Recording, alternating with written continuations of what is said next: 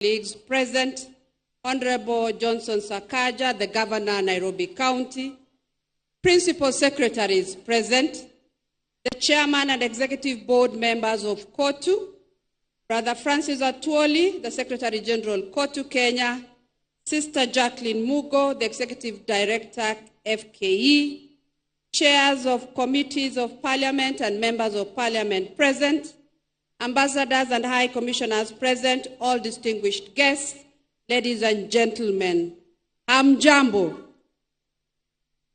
It is an honor to mark the 59th International Labour Day in the company of esteemed workers gathered here at Uhuru Gardens, Nairobi.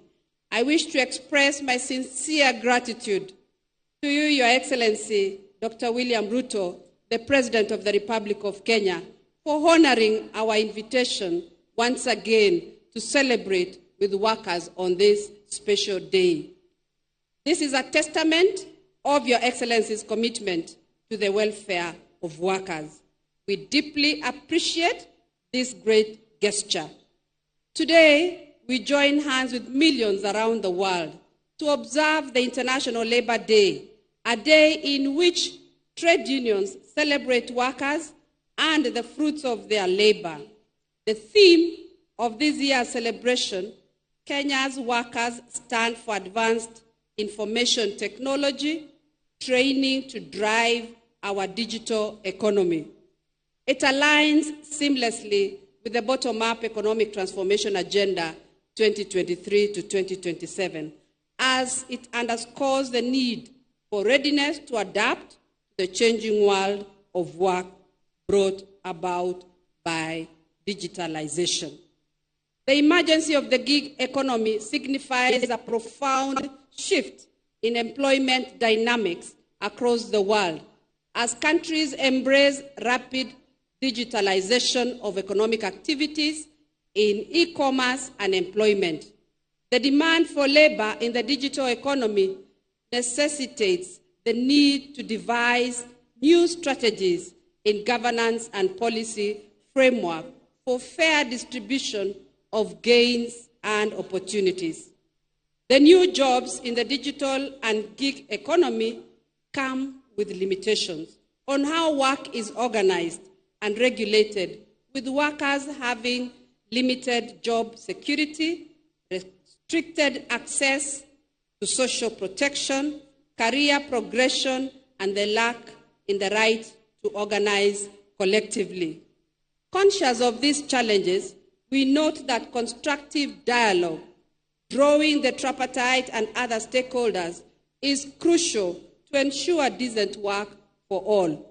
We now have a community of practice, and my ministry is collaborating with stakeholders to review labor laws in this regard. Your Excellency, my ministry has put in place additional measures to ensure skills development is responsive to the labor market demand. Our government launched the National Skills Inventory to map out the skills of all Kenyans seeking employment to enhance employability locally and abroad. In the pursuit to address the high unemployment rate, government has continued to engage with other governments who have a high demand for labor through initiating negotiation of bilateral labor agreements or memorandum of understanding to provide safe and orderly labor migration. We have retained foreign employment on top of our agenda, and so far we have pursued and signed 4 bilateral labor agreements, and 7 are at an advanced stage of negotiation, while 14 are in draft form. The aim is not only to provide overseas opportunities, but also to encourage the return of skilled workers with enhanced capabilities. Encouragingly, there are 254,312 active jobs that have been advertised by the private recruitment agencies on the National Employment Authority website at www.nearims.go.ke. Job seekers are encouraged to register through the website and apply for the jobs. Your Excellency, in our quest To foster workplace harmony and acceptable conditions of work, the Labor Inspectorate has diligently processed over 11,000 labor disputes and conducted more than 12,000 workplace inspections and facilitated registration of an additional 334 collective bargaining agreements in the last 1 year. My ministry remains steadfast in engaging social partners, and I once more call upon the healthcare workers and employers to reconsider their position for a win-win outcome. We need normalcy to be restored in the health sector to bring to an end the suffering of our people.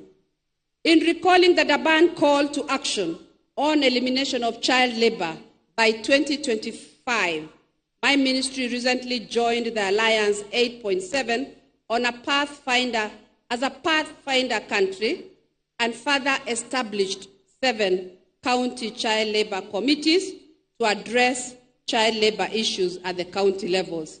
These efforts underscore our unwavering dedication to uphold children's rights to social and educational development. Your Excellency, social protection is a mandate of my ministry, and we continue to implement the cash transfer programs with an increase in social assistance coverage to orphans and vulnerable children and persons living with disabilities, as well as the Inua Jamii program for the elderly persons, where government has committed 28 billion. In a move to afford social security to those in the informal sector, we have intensified campaigns to promote Haba program under NSSF, where members can access their savings plan through their mobile phones by dialing *303# to give members a chance to save 25 shillings a day, a minimum of 25 shillings a day, with an option of withdrawing 50% of their contribution after consistently contributing for a minimum of 5 years. My ministry is also developing bills to enhance the legal framework for protection of labor, which include the Labor Migration Management Bill, the Social Protection Bill 2024, the Work Injury Compensation Act Bill, Occupational Safety and Health Bill, National Productivity and Competitiveness Council Bill, among others, which are at various stages of development. Your Excellency, on the international scene, my ministry has also made good progress towards the ratification of Convention 189 on domestic workers and Convention 190 on violence and harassment. Public participation in public fora and media platforms are ongoing to build consensus, and we will soon present the country position to Cabinet for way forward. I thank all stakeholders involved, including our social partners, for their submissions and guidance. Allow me, Your Excellency, to appreciate KOTU, Kenya Branch, and FKE for their continued support to my ministry locally and internationally. As members of a law governing body, they have effectively represented the country's interests and ensure that we have the necessary technical and financial support. In comparison to other countries in the region, Kenya has a total of 12 programs supported by ILO. As I conclude, I wish to emphasize the importance of strengthening the social dialogue institutions by increasing the funding to enhance their operations to curb the recurrent countrywide industrial actions. Finally, I wish to state that my ministry stands in solidarity with employers and workers and will guard their fundamental principles and rights at work, as well as ensure social justice for all. We cannot forget our brothers and sisters who have perished due to the devastating floods, those who have been rendered homeless, and the ones in hospitals. Let us all stand with them in prayers as well as support them where we can. It is now my humble pleasure to welcome His Excellency Honorable Rigathi Gachagua